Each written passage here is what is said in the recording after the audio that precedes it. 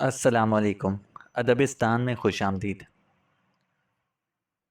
मेरा कारोबार ही ऐसा था कि अक्सर व बेशतर मुझे अपने काम के सिलसिले में इस्लामाबाद, लाहौर, पेशावर वगैरह जाना पड़ता था। मेरे वालिदैन नवाबशाह में रहते थे। हम लोग जदी पुश्ती रईस हैं। अल्लाह का दिया बहुत कुछ है, मगर मुझे तालीम हासिल करने के बाद शौक़ हुआ कि मैं भी कुछ करूं, तो मैं कराची चला आया। वालिद तो कहते थे कितनी ज़मीनें और जायदादें हैं, तुम इसकी देखभाल करो, ज़िंदगी भर कुछ और करने की ज़रूरत नहीं पड़ेगी। लेकिन मैं अपने बाजुओं को आजमाना चाहता था और अपने बल पर कुछ करना चाहता था। इसलिए नवाबशाह छोड़कर किस्मत आजमाने के लिए शहर कायद का इंतखाब किया। मैं आपको बता दूं कि मैंने मर्केंटाइल लॉ पढ़ा था और इनकम टैक्स में बड़े अच्छे नंबर हासिल किए थे। इसलिए तालीम मुकम्मल करने के बाद लोगों के इनकम टैक्स के मामलात की देखभाल करने लगा और इस शोबे में उनकी हर तरह की दस्तावेजी मदद और मावनत करने लगा था। आजकल लोग वैसे भी इनकम टैक्स बचाने के लिए अपनी आमदनी के मुकाबले में बहुत कम दिखाते हैं, इसलिए मैं इस काम में उनकी मदद करता हूँ और इसके बदले में मुँह मांगा इनाम या मुआवजा पाता हूँ। बस इस काम में राजदारी की ज़रूरत है। आप अपने मौक्किलीन के मामलात को खुफिया रखिए। इनके फ़ाइल और असल दस्तावेज़ात को ऐसी जगह रखिए जहाँ वो किसी के हाथ ना लग सकें। फिर देखिए कि आप कितने कामयाब रहते हैं। क्लाइंट्स के मामले में जितनी राजदारी बरतेंगे, उतने ही मकबूल साबित होंगे। इनके बारे में किसी से बात ना करें, किसी को ना बताएं कि आपके पास कितने और कौन-कौन से क्लाइंट्स हैं। ये इस काम की कामयाबी की कुंजी है। लिहाजा अपने काम के तकाज़े के मुताबिक मुझे लोगों से अलग-थलग रहने की ज़रूरत थी। वालिद साहब ने मुझे इजाज़त दे दी थी कि अपने लिए मकान ख़रीद लूँ। चुनांचे मैंने कराची के इलाके गुलशन इकबाल में एक उम्दा सा मकान ख़रीद लिया, जो एक मंजिला था। ये मकान क्या था? छोटा सा खूबसूरत बंगला था। मैंने इसमें अपनी आराम व आसाइश की हर ज़रूरत मुहैया कर ली थी और इस मकान की हिफाजत का खुसूसी इंतज़ाम भी किया था। मैं तो अक्सर व बेशतर पाकिस्तान के दूसरे शहरों के दौरे पर रहता था। बाज़ औक़ात सिंगापुर, हांगकांग, दुबई और अबू धाबी भी चला जाता था। मेरे पीछे मेरे मकान की हिफाजत कौन करता? इसलिए मैंने इसकी हिफाजत के लिए खुसूसी अलार्म नस्ब करवा रखे थे, ताकि अगर कोई मेरी अदम मौजूदगी में इस घर में दाखिल हो तो करीबी पुलिस स्टेशन में अलार्म बज जाए। पुलिस स्टेशन में मैंने इस सिलसिले में दरख्वास्त दे रखी थी कि लिहाजा पुलिस किसी के मेरे घर में दाखिल होने की सूरत में बर्वक्त हरकत में आने की पाबंद थी। वो पूरा हफ्ता मैंने कराची से बाहर गुजारा। पहले मैं लाहौर गया, वहाँ से वापसी पर नवाबशाह पहुँचा। वालिद और वालदा ने इसरार करके चंद रोज़ के लिए रोक लिया। चुनाचा मेरा पूरा ही हफ्ता इस तरह शहर से बाहर गुजर गया। बहरहाल इतवार की शाम को मैं गुलशन इकबाल पहुँचा। मेरी कार मकान के अहाते में ही खड़ी थी। मैं मेन गेट खोलकर अंदर दाखिल हुआ तो इस मस्खरे को देखकर चौंक उठा। मैं एक बात आप लोगों को और बता दूं, इसी मकान की एक चाबी मेरे पास थी और दूसरी चाबी इस बूढ़ी मासी के पास थी, जो मेरे घर का कामकाज और सफाई सुथराई करने आती थी। वो सिंधी औरत बड़ी नेक और शरीफ थी। मैंने उसके बारे में पुलिस स्टेशन को भी बाखबर कर रखा था। इस वक्त इस मसखरे को देखकर मैं सोचने लगा कि कहीं इसने मासी को मारपीट कर इससे चाबी तो नहीं छीन ली। वो मसखरा अजीब सी शख्सियत का मालिक था। उसके हुलिये ने ही उसे मसखरा बना दिया था। दुबला पतला मनहनी सा जिस्म, चेहरा लंबूतरा, झुर्रियों ज़दा, सर पर अंग्रेज़ी फिल्मों के हीरो जैसा हैट, आंखों पर बारीक कमानी वाली ऐनक। ऊपर से इसने चार्ली चपलन जैसा सूट भी पहन रखा था और टाई भी लगा रखी थी। अब आप खुद ही बताइए कि सुर्ख सूट पर सब टाई में वो कैसा लग रहा होगा। यह अलग बात है कि इसका सूट लंडे बाज़ार से ख़रीदा गया था। वो मसखरा मेरे बंगले का अंदरूनी दरवाज़ा बंद करके घूमा था कि मैं उसके सामने जा पहुंचा। शायद वो मुझे देखकर दौड़ लगा देता, मगर दरमियान में मेरी कार आ गई, जो वहाँ खड़ी थी। मसखरा बेबसी के आलम में मुझे देखने लगा, जैसे चूहा पिंजरे में कैद होने पर बिल्ली को देखता है। मैं इसको देखकर इस कदर हैरान हुआ था कि पलके झपकाना ही भूल गया था। मेरे लिए अपने मुख्फिल मकान में किसी अजनबी मसखरे की मौजूदगी एक ऐसा हैरत अंगेज़ वाक़या थी कि जिसका मुझे अभी तक यकीन नहीं आ रहा था। मैं नपे-तुले कदमों से उसकी तरफ बढ़ा। मेरे हर कदम के साथ ही मसखरे का गोया दिल डूबा जा रहा था। उसने मुस्कुराने की नाकाम कोशिश की, मगर इससे पहले भी वो भी और ज़्यादा अहमक नज़र आने लगा था। ज़ाहिर है मैं ज़मींदार का बेटा हूँ, बड़े ऐशो इशरत में पला हूँ। मेरा दिल डोल सामने वाले पर लर्ज़ा तारी कर देता है। ऊपर से मेरा कसरती जिस्म। लोग कहते थे कि मैं बॉक्सर मालूम होता है। बस यही देखकर मसखरे की रूह फना हो रही थी। बज़ाहिर वो बड़ा भोला और मासूम लग रहा था, मगर इसके पीछे उसकी अय्यारी और चालाकी पोशीदा थी, जिसे वो अपनी पूरी कोशिश के बावजूद मुझसे छुपाने की मैं नाकाम रहा। कौन हो तुम और यहाँ क्या कर रहे हो? मैं यहाँ आया हूँ और इस मकान में, मगर तुम कौन हो और मुझसे ये सवाल क्यों कर रहे हो? ये कह ये वो संभल गया। बताओ, बताऊँ कि कौन हूँ मैं? हाँ हाँ बताओ ना, यही तो मैं पूछ रहा हूँ। उसकी अय्यारी ऊद कर आई थी। मैं इस मकान का मालिक हूँ, मैंने एक एक लफ्ज़ पर जोर देते हुए कहा। अच्छा अच्छा, तो ये कहो ना कि तुम शहजाद भाई हो, मेरा मतलब शहजाद अली करीम खानी। उसने इस अंदाज में कहा जैसे मेरा बरसों से शनासा हो। ओह, तो तुमको मेरा पूरा नाम भी मालूम है? मैंने कहा। जी, देख लीजिए, उसने फ़खरिया लहजे में कहा। मेरा नाम कैसे मालूम हुआ तुम्हें? यकायक मैं गुर्राया तो वो खिलासा गया। बाहर लेटर बॉक्स लगा है ना, उसी पर लिखा था आपका नाम, उसने कहा। चलो ठीक है, अब सीधी तरह बता दो कि तुम मेरे घर के अंदर क्यों गए थे? क्या किया था तुमने अंदर? मैंने कहा। मैं मैं तो तुम्हारे घर में नहीं गया। वो तो मैं। मस्खरा एक बार फिर बुरी तरह बौखला गया। बकवास बंद करो, मैंने खुद तुम्हें देखा है। तुम इसका दरवाज़ा बंद कर रहे थे कि मैं पहुंच गया, इसलिए तुमको भागने का मौका ना मिल सका। मैंने कहा। नहीं शहजाद भाई, तुम्हें गलत फहमी हुई है। मैं अंदर कब गया था? बाहर ही था, बल्कि इसके पास जा रहा था कि तुम आ गए, और तुम समझ रहे हो कि मैं अंदर से बाहर आया हूँ। तो यहाँ क्यों खड़े थे? मैंने पूछा। दरअसल मैंने आपकी कॉल बेल बजाई थी, जब कोई जवाब ना मिला तो, उसने कहना चाहा। ज़्यादा चालाक बनने की कोशिश मत करो, मैंने धारते हुए कहा। मैंने तुमको खुद इस मकान के अंदर पकड़ा है। तुम अंदर क्यों और किस लिए आए थे? मैंने कहा। तो मेरा यकीन करो, मैं अंदर नहीं गया था, मस्खरे ने एक बार फिर मासूमियत से कहा। दरअसल मैं लोगों के एयर कंडीशनर और फ्रिज की मुरम्मत करता हूँ। डोर टू डोर सर्विस है मेरी। मैंने छोटा सा वर्कशॉप भी बना रखा है, तुम्हारे यहाँ भी इसलिए आया था कि अगर तुमको मेरी खिदमत की ज़रूरत है तो। वो कहता रहा। तुम्हारे पास विजिटिंग कार्ड है? मैंने उसकी बात काटते हुए सवाल किया। जी ज़रूर। ये कहकर उसने कोट की जेब में हाथ डाला और एक कार्ड निकालकर मेरी तरफ बढ़ा दिया। उस पर लिखा था, नन्हे खान कानेओरी, एयर कंडीशनर और फ्रिज ठीक करने वाले, नज़दीक कैफ़े प्याला, कराची। मैं जानता था कि जालसाज इस तरह के न जाने कितने कार्ड्स अपने साथ लिए फिरते हैं, इसलिए मैंने नन्हे खान कानपुरी के इस विजिटिंग कार्ड से मुतमईन ना हुआ, बल्कि मैंने इससे उसका शनाख्ती कार्ड तलब कर लिया। यार शहजाद भाई, तुम भी कमाल करते हो। अब शनाख्ती कार्ड, उसने कहना चाहा। जल्दी निकालो, बातें कम करो, मैंने कहा। दरअसल आज मेरी जेब कट गई थी। कोई जालिम जेब को तराकर मेरा बटुआ लेकर उड़ गया। इसी में मेरा शनाख्ती कार्ड भी था और चंद दूसरी ज़रूरी चीज़ें भी। ये कहते कहते उसने मुस्कुराकर मेरी तरफ देखा, मगर उसका ये अंदाज़ मुझको जहर लगा। मैंने आओ देखा न ताओ दोनों हाथों से इसके कोट का गिरेबान पकड़कर उसे जुनूनियों की तरह झिंझोड़ने लगा। वो बुरी तरह से लरजने लगा था। उसके अलग से अजीबो गरीब सी आवाज़ें निकल रही थीं।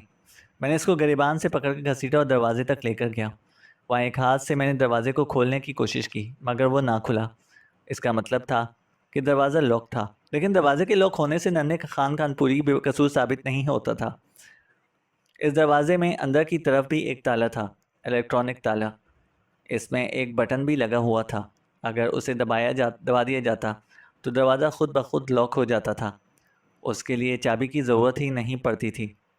इस दरवाजे के ऊपर मैंने खुसूसी अलार्म पैनल लगवाया था, जिस पर एक सुर्ख बल्ब लगा हुआ था, जो इस वक्त रोशन नहीं था। इस अलार्म सिस्टम की मौजूदगी में नन्हे खान कानपुरी तो क्या, कोई फाटे खान भी अंदर दाखिल नहीं हो सकता था और बाहर नहीं आ सकता था, बशर्त ये कि अलार्म सिस्टम काम कर रहा हो। इस अलार्म सिस्टम की चाबी थी और मासी एतमाद वाली थी। नन्हे खान कानपुरी मेरी गिरफ्त में बुरी तरह मचल रहा था और साथ ही इसकी ज़बान भी चल रही थी। देखो शहजाद भाई, मेरी बात सुनो। मैंने महसूस किया कि अब इसकी आवाज़ में खौफ भी था और गुस्सा भी। तुम मेरे साथ अच्छा नहीं कर रहे हो। आखिर मैंने तुम्हारा क्या बिगाड़ा है जो इस तरह मेरे साथ बदतमीज़ी करने लगे हो? तुम्हें ऐसा करने का कोई हक नहीं। मैं पुलिस को रिपोर्ट कर दूंगा, वकील बुला लूँगा, तो मैं अदालत में ले जाऊँगा। वो बोला। ज़रूर करना, तुम्हारा जो चीज़ चाहे करना, मैंने सुकून से कहा। मगर ज़रा सब्र करो नन्हे खान कानपुरी, अभी पता चल जाएगा कि तुमने क्या किया है। फिर मैंने जेब से अलार्म सिस्टम वाली चाबी निकालकर दरवाजे में लगाई। इसके साथ ही सुर्ख बल्ब जल रोशन हो गया। ये इस बात का सबूत था कि अलार्म सिस्टम में कोई ख़राबी नहीं हुई, बल्कि ये बिल्कुल ठीक काम कर रहा है।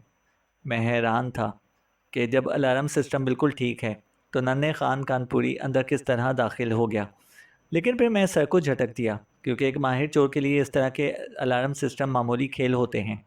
इनको नकारा करना ऐसे लोगों के लिए कोई मसला नहीं होता। मैंने इस अलार्म सिस्टम को ऑफ कर दिया और फिर जेब से दूसरी चाबी निकाल कर इससे दरवाज़ा खोला। नन्हे खान कानपुरी का गरेबान अभी तक मेरे शिकंजे में था। घर के अंदर अजीब सी नागवार सी बू बसी हुई थी। जाहिर है कि एक हफ्ते बाद जो खुला था। वैसे इस दौरान मासी ने आकर घर की सफाई सुथराई की होगी, मगर से खिड़कियां खोलने की जहमत गवारा नहीं की होगी कि बाद में बंद भी करनी पड़ेंगी। मैं नन्हे खान कानपुरी को इसी तरह पकड़े हुए ड्राइंग रूम में लेकर गया। वो बराबर एहतजाज कर रहा था, मगर मैंने इसकी किसी बात पर तवज्जो ना दी। मैंने इसे कुर्सी पर बिठाया। उसने मुज़ाहिमत की तो मैंने ताकत का मुजाहरा किया, जिसके जवाब में वो चुपचाप बैठ गया, मगर अब उसके चेहरे पर वहशत थी। मैंने बड़ी बारीक बीनी से हर तरफ का जायज़ा लिया। हर चीज़ अपनी जगह पर मौजूद थी। बज़ाहिर कोई गड़बड़ नज़र नहीं आ रही थी, मगर मुझे सबसे ज़्यादा फ़िक्र अपनी दीवारगीर सेफ़ की थी, जो स्टडी के अंदर एक पेंटिंग के पीछे थी। इसी सेफ़ में मेरे तमाम क्लाइंट्स के खुफिया रिकॉर्ड्स थे। उनके रजिस्टर और फाइलें थीं, और ये सब चीज़ें खुफिया थीं। इनकी हिफाजत ही मेरा काम था। ये वही फाइलें थीं जिनमें मेरे मौक्किलीन के इनकम टैक्स के कागजात मौजूद थे। मिस्टर नन्हे खान कानपुरी, मैंने इस मस्खरे से कहा, ज़रा अपना ये कोट तो उतारो, जल्दी करो। वो क्यों? वो चौंक उठा। मैं तुम्हारा कोट छीनूंगा नहीं। लंडे बाजार का कोट मेरे किस काम का? मैंने कहा। जैसा कि कह रहा हूँ वैसे ही करो, वरना मैं तुम्हारा हुलिया बिगाड़ कर रख दूंगा। मेरी धमकी ने खातिर ख्वाह असर किया और नन्हे खान कानपुरी ने खामोशी से कोट उतारकर सोफे पर डाल दिया। मैंने कोट उठाया और इसकी जेबें टटोलीं। उसके कोट की जेबों से 250 रुपये, एक रुमाल, एक मेन पूरी की थैली और बहुत से विजिटिंग कार्ड बरामद हुए, जिन पर मुख्तलिफ नाम लिखे हुए थे, मगर इनमें किसी भी कार्ड पर नन्हे खान कानपुरी का नाम नहीं लिखा था। ओह, तो ये सब कार्ड तो मुख्तलिफ लोगों को दिए हो और हर एक को अलग अलग नाम बताते हो, है ना? मैंने उसे घूर कर कहा। जी नहीं, ये कार्ड तो मेरे ग्राहकों ने दिए हैं, ताकि मैं इनके पते पर जाकर इनके एयर कंडीशनर और फ्रिज सही कर सकूं। वो बोला। इसमें तुम्हारा एक भी वैसा कार्ड नहीं है जो तुमने मुझे दिया है, क्यों? मैंने पूछा। मैंने बताया था कि मेरा बटुआ चोरी हो गया है, इसी में मेरे कार्ड्स मौजूद थे। उसने मुंह बनाकर जवाब दिया। अच्छा, इस पतलून की जेबों की तलाशी भी दो, मैंने सख्त लहजे में उसे हुक्म दिया। तो उसका चेहरा मज़ीद तारीख हो गया। वो बेबसी के आलम में खड़ा हो गया और अपनी पतलून की जेबों से सब चीज़ें निकाल कर बाहर डाल दी। इनमें 10-10 के 3 नोट, 4 1 रुपये वाले सिक्के, भारतीय अदाकारा रवीना टंडन की एक रंगीन तस्वीर और एक सिगरेट निकला। खूब, तो तुम रवीना टंडन के फ़ैन हो, जब ही इसकी तस्वीर साथ लिए फिरते हो, मैंने मुस्कुराकर कहा और फिर उसे घूमने का हुक्म दिया। वो घूम गया तो मैंने उसकी अच्छी तरह तलाशी ली, मगर मुझे इसके पास से ऐसी कोई चीज़ ना मिली जो इसे मुजरिम, चोर, डाकू या फिर दहशतगर्द साबित करती। मेरे चेहरे पर उलझन थी, जो शातिर नन्हे खान कानपुरी से पोशीदा ना रह सकी। शहजाद कैम खानी साहब, अब तो आपकी तसल्ली हो गई ना? उसने इत्मीनान से कहा। मैं तो एयर कंडीशनर और फ्रिज की रिपेयरिंग करता हूँ, शरीफ इंसान हूँ। आपके पास मेरा कार्ड भी है। मैं सोच रहा था कि बज़ाहिर कोई गड़बड़ नहीं लग रही, मगर दरपर्दा कोई गड़बड़ है ज़रूर। मेरी छठी हिस्स कह रही थी कि ये आदमी शातिर है। उसका सबसे बड़ा सबूत ये था कि मैंने इसे अपनी आंखों से घर के बाहर आते और दरवाज़ा बंद करते हुए देखा था। उसने यकीनन कोई ना कोई चीज़ चुराई थी। अगर ऐसा था तो वो चोरी शुदा चीज़ कहाँ थी? उसने कहाँ छुपाई थी? नन्हे खान, ये लंबा कोट। मैंने उसका कोट उसकी तरफ बढ़ाया तो उसने इसे झपट कर पहन लिया और फिर सारी चीज़ें भी इसकी जेबों में रख लीं। अब वो काफ़ी मुतमईन और पुरसकून था। अब मैं जाऊं? उसने पूछा। तो मैंने इसका बाजू पकड़ लिया। क्या मतलब? उसके चेहरे पर घबराहट नमूदार हो गई। मैंने जवाब देने की बजाय उसे धक्का दिया और अगले कमरे में ले जाकर बाथरूम के अंदर धकेल कर दरवाज़ा बाहर से लॉक कर दिया। उसके हलक से बेमायने सी आवाज़ें निकल रही थीं। शायद इसने मुझे एक आध धमकी भी दी, मगर मैंने कोई ध्यान ना दिया। वहाँ से मैं सीधा अपनी स्टडी में पहुँचा। वो पेंटिंग अपनी जगह पर मौजूद थी, जिसके पीछे मेरी खुफिया दीवारगीर सेफ थी। इसका मतलब ये था कि इस सेफ को किसी ने नहीं खोला। मैंने पेंटिंग हटाकर सेफ के नंबर वाले ताले को देखा, फिर नंबर हिलाए तो इसका ताला खुल गया। मैंने धड़कते दिल के साथ सेफ का दरवाज़ा खोला। अंदर हर चीज़ ज्यों की त्यों मौजूद थी। किसी भी चीज़ को छुआ नहीं गया था। इनकम टैक्स के कागजात, खुफिया दस्तावेजात और फाइलें सब अपनी जगह पर रखी हुई थीं। अगर ये चीज़ें इस बदमाश नन्हे खान कानपुरी के हाथ लग जाती तो बड़ा मसला खड़ा हो सकता था। ये तो मेरे तमाम मौक्किलों को ब्लैकमेल करता और इनसे मुंह मांगी रकम वसूल करता। इस खबीस इंसान की वजह से मैं या मेरे क्लाइंट्स कानून के हत्थे भी चढ़ सकते थे। इस सेफ में 5,000 रुपये भी रखे हुए थे, वो भी मौजूद थे। हर चीज़ अपनी जगह पर थी। सेफ को बंद करके मैंने स्टडी का खुद जायज़ा लिया। किसी भी चीज़ को छुआ नहीं गया था। इसका मतलब ये था कि नन्हे खान कानपुरी ने ना किसी चीज़ को इधर उधर किया और ना ही कोई चीज़ चुराई। तो फिर वो मेरे घर लेने आया क्या था? क्या कर रहा था वो यहाँ? उसका इस घर से क्या ताल्लुक? मेरी पेशानी पर फिक्र की वजह से लकीरें नमूदार हो गईं। मुझे पूरे घर का एहतियात से जायज़ा लेना चाहिए, मैंने सोचा, और फिर एक एक कमरे को गौर से देखने लगा। ड्राइंग रूम के दरवाजे पर मुझे एक जगह रंग खुर्चा हुआ नज़र आया। उसके नीचे ही बिजली के तारों पर लगाने वाला टेप भी पड़ा था।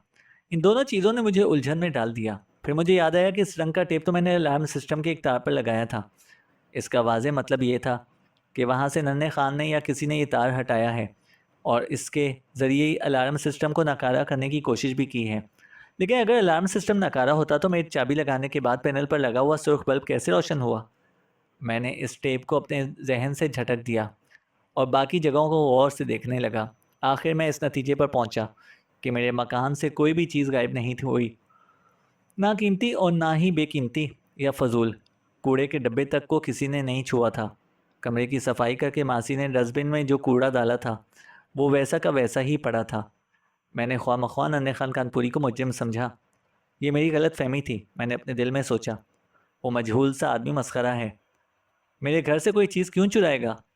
मैं सोचता रहा और फिर इस ख्याल ने मुझे एक बार फिर उलझन में डाल दिया कि अगर वो कोई चोर या मुजरिम नहीं था तो मेरे घर में क्यों आया था?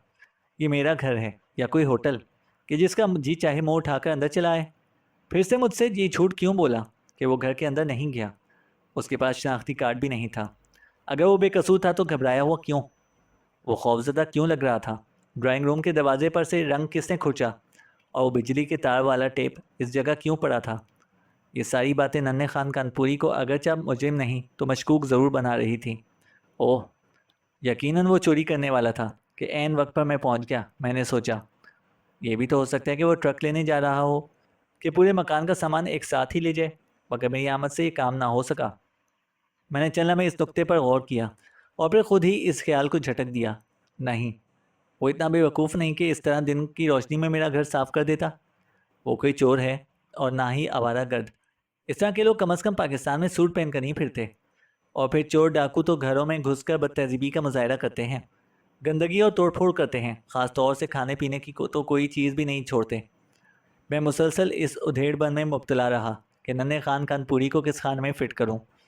वो चोर था, पुलिस का मुखबर था, प्राइवेट जासूस था या फिर किराए का कातिल? ये भी तो हो सकता है कि वो मेरे मकान में कोई धमाका खेज मसलन बम वगैरह रखने आया हो। बम का ख्याल करते ही मैंने बड़ी तेज़ी के साथ एक बार फिर पूरे घर की तलाशी दी। मेरा पूरा जिस्म सनसना रहा था और आसाब कशीदा हो रहे थे, मगर कुछ भी ना मिला। कुछ होता तो मिलता।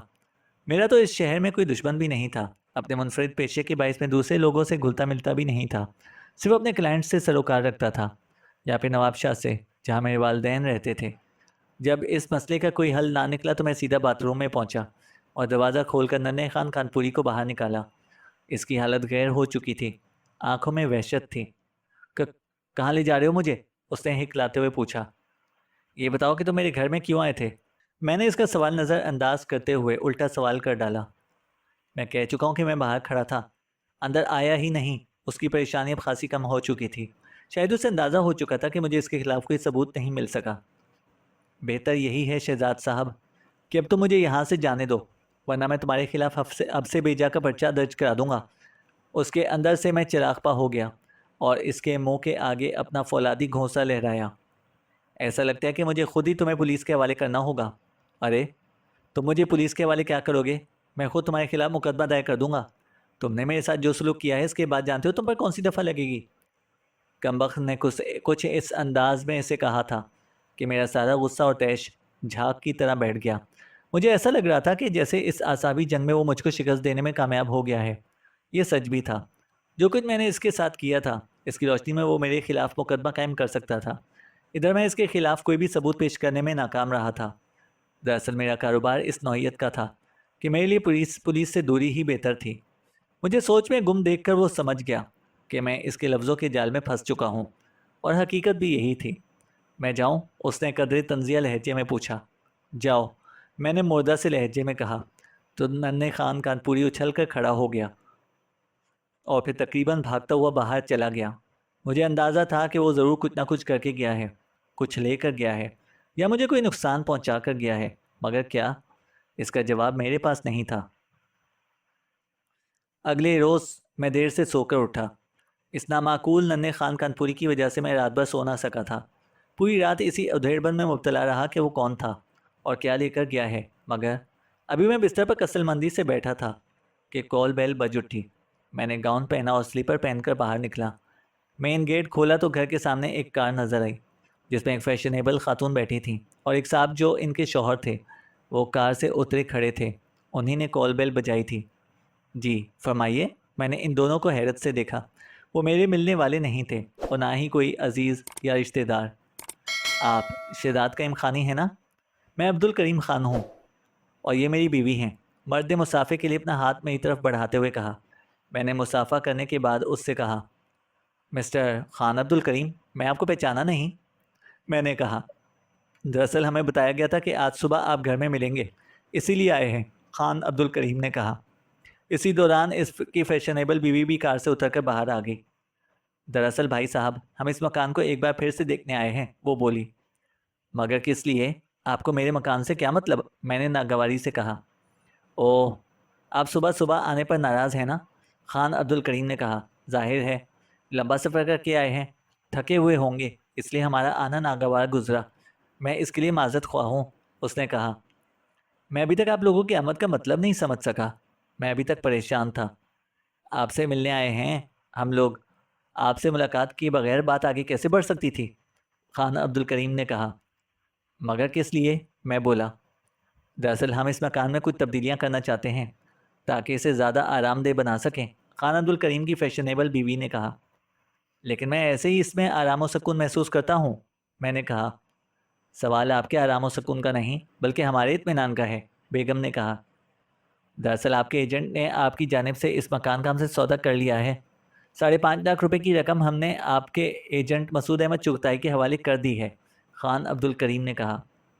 इसका कोई सबूत? मैंने पूछा। तो खान अब्दुल करीम ने एक फ़ाइल मेरी तरफ बढ़ा दी, जिसमें मकान के तमाम कागजात मौजूद थे। इसमें मेरी तरफ से मसूद अहमद चुगताई के नामुख्तार नामा भी था।